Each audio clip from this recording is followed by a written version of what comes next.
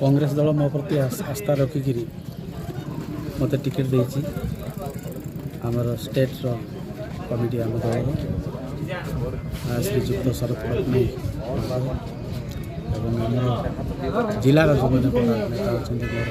बालू भाई भाज आमर सप्तगिरी उलुका देवी आम सांसद ये समस्त अवदान अच्छी मत टिकेट मिलबार तेणुक फास्ट कृतज्ञता जनाऊँ आम दलर हाईकमांड जे अच्छा मल्लिकार्जुन खाड़गे राहुल गांधी प्रियंका गांधी सोनिया गांधी से भी समस्त धन्यवाद कृतज्ञता जनाऊँ रहा आमर लड़वा कथा लड़वाटा बर्तमान जो 25 वर्ष शासन आपण मैंने भी जानते जे कु अवस्था जनसाधारण दिन काटुची आउ जीवन बीतुची त्राही त्राही डाकुछ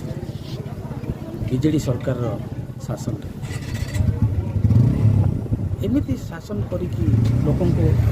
हैरान करुछंती से मुर्दा नहीं कि आम लोकों पाखे पहुँची लोक भी बुझीगले 25 वर्ष नहीं कि गादी में बसैक लोक पाई कौन से अनुसार लोकों पाखे जाकि पहुँचिकी आम लड़बू आ कांग्रेस जो ग्यारंटी बर्तमान आमर 9टा ग्यारंटी अच्छी आपणकर प्रत्येक घर माँ को 2000 टंका बेकारी युवक मैंने जो मैंने चाकरी करूना 3000 टंका बिजुली 200 यूनिट फ्री चाषी लोन फ्री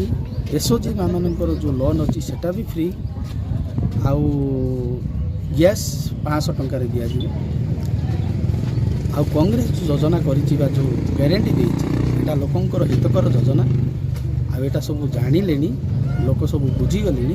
एथर कांग्रेस को निश्चय गादी में बसैबे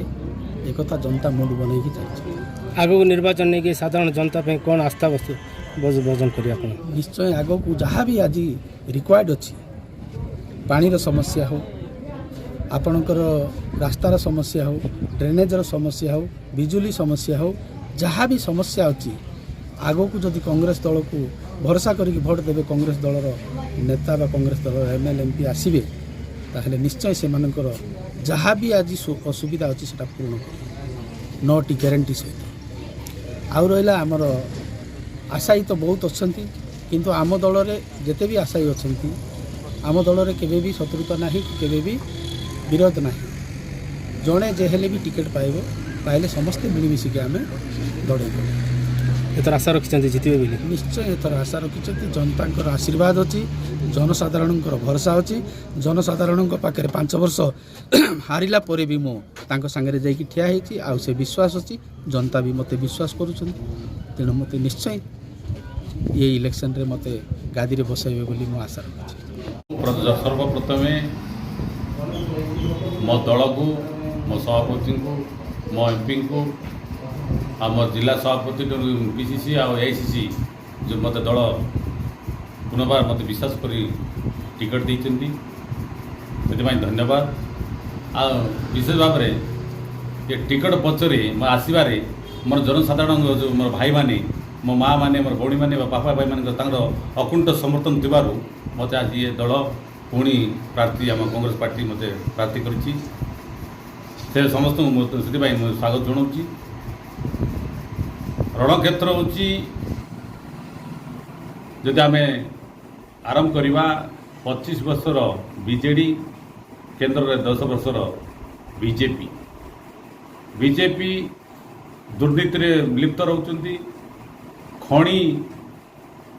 माने खणी सहित आउ से माने जो धनी सहित संपर्क रखिंट बीजेडी मत सेम अनुरूप धनी सहित अच्छी खणी मालिक सहित अच्छी गरीब सहित नाई लोकों सहित ना कहीं जदि लोकों जब कार्य करते अनेक कार्य करते आज रास्ता घाटर समस्या रही है शिक्षार व्यवस्था रही है कोरापुट जिले में आप पटांगी में बहुत समस्या रही साधारण लोक कौन उन्नति होना गरीब लोक कौन विकास होना प्रचार प्रसार सर्वस्व करते किंतु लोकंर विकास हो पारा नहीं जहाँ जहाँ से कर पूर्व कांग्रेस अनेक कार्य करता आप देखिए कांग्रेस नाल्को कथा कहतु कि आपणकर एचएल कथा कहतु जेते कांग्रेस समय विकास कांग्रेस रे आ कांग्रेस बर्तमान इस्तार मत बहुत सुंदर होती प्रत्येक गाँ सहित नेबू घर सहित नेबू आउ जो मैंने आम भाई मैंने होती प्रार्थी हाँपाई क्या मना नहीं आ प्रार्थी जो मैंने होती से सब मोर भाई आउ ये कंदल ना जेहेतु प्रार्थी होते समस्त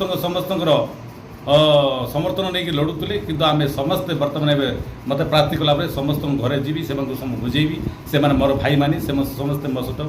सामिल हे मो सहित रे आ मोर कार्य कांग्रेस कार्य करेंगे कांग्रेस विजय करने से समस्त सहयोग लड़ी देखो कांग्रेस पार्टी बर्तमान मुझे आप आनी प्रिंट कर सारे बर्तमान आज आम प्रत्येक गाँव में कालीटार मुझे आरंभ करी से इस्तार होची आप देखिए बीजेडी बीजेपी तांकर जो 25 वर्ष बा 10 वर्ष जिते इस्तार भल होता बर्तमान कांग्रेस जो 10टा इस्तार रखिंट बहुत सुंदर होती माने युवक चाषी आउ महिला बेकार युवक युवती आप देखुं सब सुविधा होती आम गाँव में लोक सहित लोक पाखे पहुँचेबू आ निश्चित भाव से गोटे सफल हम आउ कांग्रेस इस्तारटा निश्चय लोक मैंने ग्रहण करेंगे मैं आशा बीजेडी छाड़ी बीजेपी रे जॉइन करले टिकट भी पाइले कांग्रेस भी दौर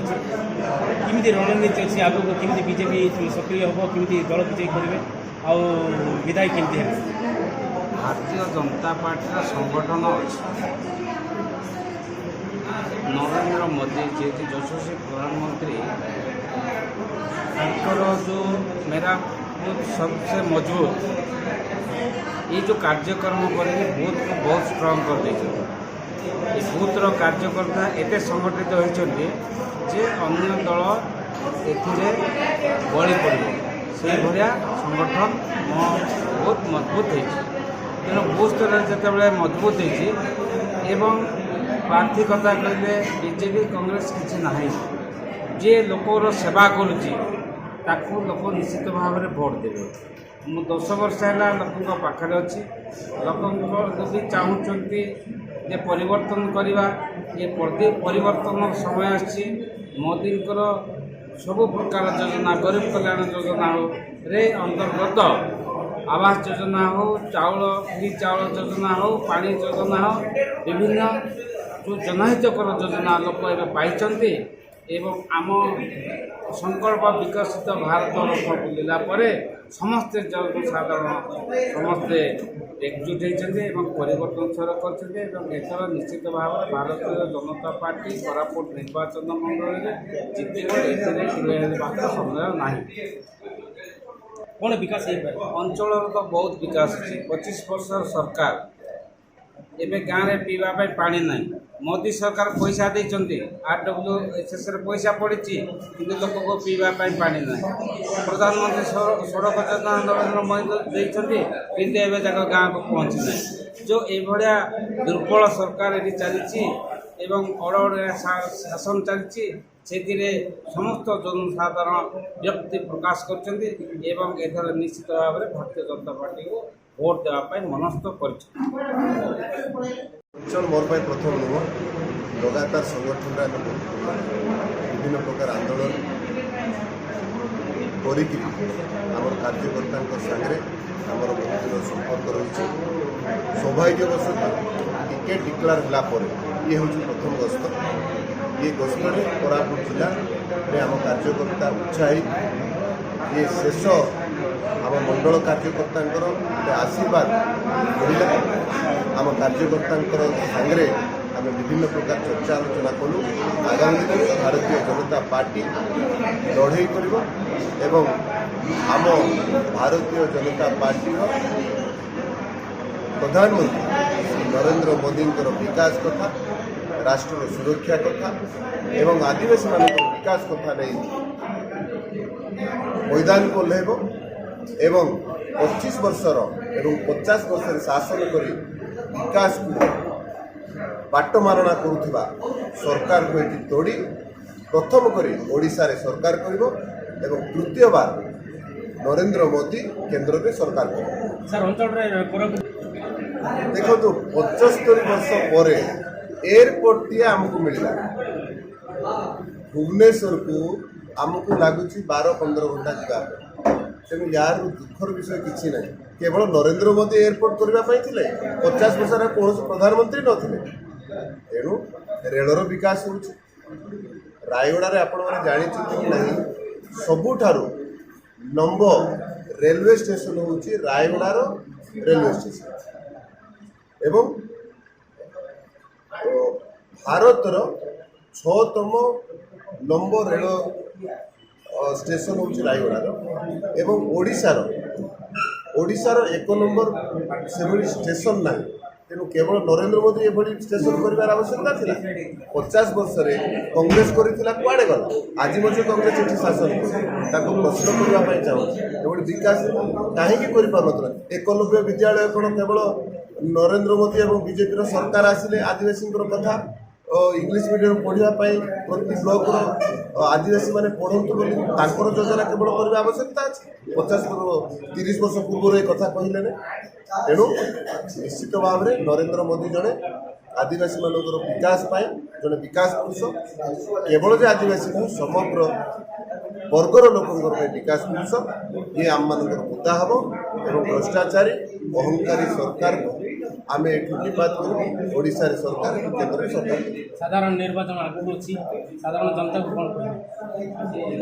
ତାଙ୍କର କେବଳ ଆଶୀର୍ବାଦ। ମୋଦି ଯେଭଳି ସେବକ ହେଇଛନ୍ତି, ଆମେମାନେ ମଧ୍ୟ ସେବକ ହେବୁ ଏବଂ ଭ୍ରଷ୍ଟାଚାରୀ ସରକାର ଏଠି ସୁଶାସନ ଆମେ ଦେବୁ। ଆପଣଙ୍କ ଆମ ଚ୍ୟାନେଲ୍ ତରଫରୁ ସ୍ୱାଗତ ଜଣାଉଛୁ।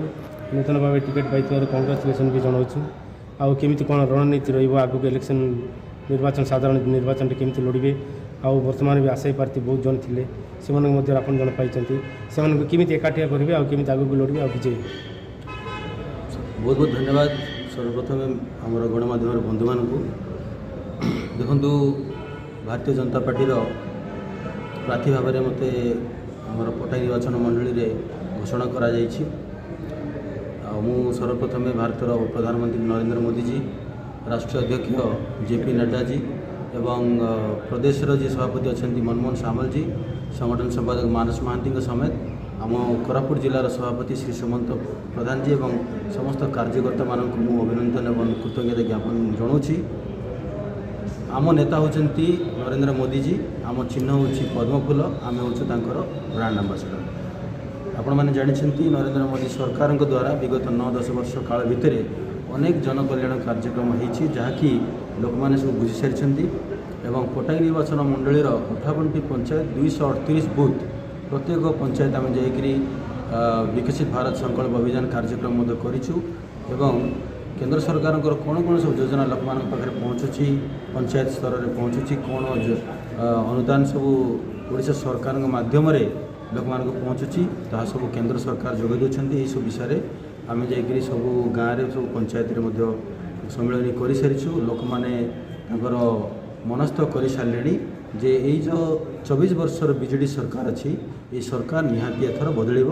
ଡବଲ ଇଞ୍ଜିନ୍ ସରକାର ଆସିବ। ବର୍ତ୍ତମାନ କେନ୍ଦ୍ରରେ ମଧ୍ୟ ମୋଦି ସରକାର ଆଉ ଓଡ଼ିଶାରେ ବି ପଦପୂର୍ଣ୍ଣ ଫୁଟିବ ନିଶ୍ଚୟ। ଠିକ୍ ଅଛି, ଧନ୍ୟବାଦ। ଠିକ୍ ଅଛି, ବଢ଼ିଆ ଅଛି। ଟିକଟ ଘୋଷଣା ହେବା ପରେ ମୁଁ ବହୁତ ଖୁସି। ଏଥିପାଇଁ ମାନ୍ୟବର ମୁଖ୍ୟମନ୍ତ୍ରୀ ଶ୍ରୀଯୁକ୍ତ ନବୀନ ପଟ୍ଟନାୟକ ଏବଂ ଆମ ଓଡ଼ିଶାର ଅଧ୍ୟକ୍ଷ BK ପାଣ୍ଡିଆନ ସାର୍ ଏବଂ ରାଜ୍ୟ ସାଂଗଠନିକ ସମ୍ପାଦକ ଯେଉଁ ପ୍ରଣବ ଦାସଙ୍କୁ ସର୍ବପ୍ରଥମେ ମୋ ତରଫରୁ ହାର୍ଦ୍ଦିକ ଅଭିନନ୍ଦନ ଏବଂ କୋରାପୁଟିଆ ଜୁହାର ତାଙ୍କୁ ପ୍ରଦାନ କରୁଛି। ଏବଂ ଆଜି ବିଶେଷ ଭାବରେ ଖୁସି ଲୋକଙ୍କର ସମର୍ଥନକୁ ଏବଂ ଲୋକଙ୍କର ଆଶା ବିଶ୍ୱାସକୁ ଆଜି ମୋତେ ଟିକଟ ପ୍ରଦାନ କରୁଥିବାରୁ ମୁଁ ତାଙ୍କୁ ଧନ୍ୟବାଦ ଜ୍ଞାପନ କରୁଛି ଏବଂ ଏଥିପାଇଁ ପଟାଇ ନିର୍ବାଚନ ସମସ୍ତ ଜନସାଧାରଣ ତରଫରୁ ଆପଣଙ୍କ ମାଧ୍ୟମରେ ମୁଁ ଧନ୍ୟବାଦ ଜ୍ଞାପନ କରୁଛି ଏବଂ ଏ କାର୍ଯ୍ୟକ୍ରମ ପାଇଁ ଯେଉଁମାନେ ମୋ ପାଇଁ ସହଯୋଗ କରିଛନ୍ତି, ମୋ ପାଇଁ ସପୋର୍ଟରେ ବାହାରିଛନ୍ତି, ମୋ ପାଇଁ ଯେଉଁ କହିଛନ୍ତି, ସେ ସମସ୍ତଙ୍କୁ ମୋତେ ଆପଣଙ୍କ ମାଧ୍ୟମରେ ଧନ୍ୟବାଦ ଜ୍ଞାପନ କରୁଛି। ପଟିଆ ହେଉଛି ମୋ ଜନ୍ମମାଟି ଏବଂ ରାଜନୈତିକ ଜୀବନ ଆରମ୍ଭ କରିଥିଲି 1992 ପଟିଆରୁ ଏବଂ ପଟିଆର ଯେଉଁ ସମୟରେ ମୋତେ 2014ରୁ 19 ମସିହାରେ ପଟାଇ ନିର୍ବାଚନବାସୀ ମୋତେ ସୁଯୋଗ ଦେଇଥିଲେ ପଟିଆକୁ ବିକାଶ କରିବା ପାଇଁ। ମାନ୍ୟବର ମୁଖ୍ୟମନ୍ତ୍ରୀ ସେହି ସମୟରେ 200 କୋଟି ଟଙ୍କା ପ୍ୟାକେଜ ପଟିଆ ପଞ୍ଚାୟତ ପାଇଁ, ଯେଉଁଥିରେ କି ରାସ୍ତାଘାଟରୁ ଆରମ୍ଭ କରି ସ୍କୁଲ କଲେଜରୁ ଆରମ୍ଭ କରି ସମସ୍ତ କ୍ଷେତ୍ରରେ ଜୀବିକା ପାଇଁ ପ୍ରଦାନ କରୁଛନ୍ତି। ସେଥିପାଇଁ ମାନ୍ୟବର ମୁଖ୍ୟମନ୍ତ୍ରୀଙ୍କୁ ଧନ୍ୟବାଦ ଜ୍ଞାପନ କରୁଛୁ ଏବଂ ଆହୁରି କୋଟିଏ ଯାହା ଆବଶ୍ୟକତା ଅଛି, ଯାହା ସବୁ କିଛି କିଛି ବାକି ରହିଯାଇଛି ତାକୁ ନିଶ୍ଚିତ ଭାବରେ ସମ୍ପୂର୍ଣ୍ଣ କରିବାରେ ଏ ଦଳ ଏ ସରକାର କୋଟିଆ ପ୍ରତି ସଚେତନ ଅଛି, ସଜାଗ ଅଛି। ଏ କାର୍ଯ୍ୟକ୍ରମ କରାଯିବ। କୋରାପୁଟରୁ ରୂପକରଙ୍କ ରିପୋର୍ଟ, ଫାଷ୍ଟ ନ୍ୟୁଜ୍ ଓଡ଼ିଶା।